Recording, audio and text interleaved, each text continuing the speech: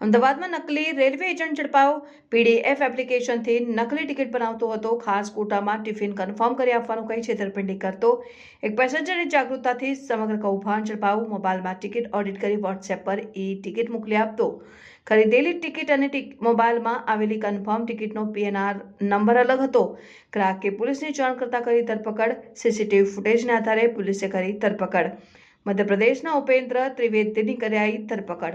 આરોપીએ અનેક લોકો સાથે છેતરપિંડી કરી હોવાની શંકા. શું આખી ઘટના માં એક ગાંધીધામની વ્યક્તિ રંગાજીભાઈ રામારાવ નાયડુ કરીને અમદાવાદ કાલુપુર સ્ટેશને તારીખ 7/12/24ના રોજ પોતાને ગુવાહાટી જવાનું હોય જેથી રિઝર્વેશનની લાઇનમાં ઊભા હતા ત્યારે એક વ્યક્તિ પોતે આઈઆરસીટીસીના એજન્ટ છે એવું કહી અને કાર્ડ બતાવી અને પોતે ટિકિટ કરી આપશે એવું કહી અને 200 રૂપિયા જેટલું કમિશન લીધેલું અને ટિકિટ પોતે એક એપ્લિકેશનનો ઉપયોગ કરી ડુપ્લિકેટ ટિકિટ બનાવી અને એમાં ફેરફાર કરી અને ફરિયાદીને વોટ્સઅપ દ્વારા મોકલી આપેલ એવી ફરિયાદ અમને મળતા અમારી પોલીસ છે ટીમ પીઆઈ શ્રી ગઢવી અને એમની ટીમે સીસીટીવી ફૂટેજને એના આધારે આરોપી પકડી પાડેલ છે જે ઉપેન્દ્ર કુમાર ગોવિંદ પ્રસાદ ત્રિવેદી જે મૂળ મધ્યપ્રદેશના છે તેઓને પકડી આપેલ છે અને તેની પૂછપરછ દરમિયાન આવા લગભગ 50થી વધારે વ્યક્તિઓ સાથે પોતે આ રીતે ડુપ્લિકેટ